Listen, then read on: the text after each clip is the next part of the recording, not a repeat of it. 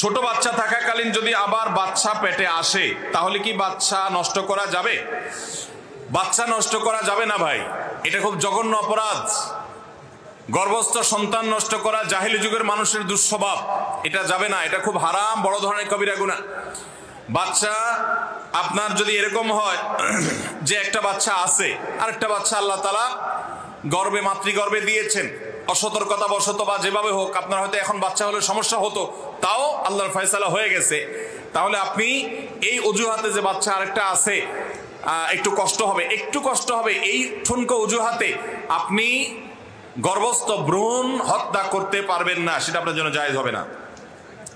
যদি এমন হয় যে এই গর্ভস্থ ভ্রূণ নষ্ট না করা হলে মায়ের জীবন রিস্কের মধ্যে পড়তে পারে, এবং সেই রিস্কটা ঠুনকো না বরং বিশেষজ্ঞ ডাক্তারদের প্রায় সবাই একমত যেটা বড় ধরনের রিস্ক আছে মায়ের জীবনে, এরকম যদি হয় তাহলে সেক্ষেত্রে সেটা নষ্ট করতে পারবেন, তাও হার্টবিট আসার আগে আপনার মায়ের জীবন রক্ষার প্রয়োজনে সেটা করা যেতে পারে।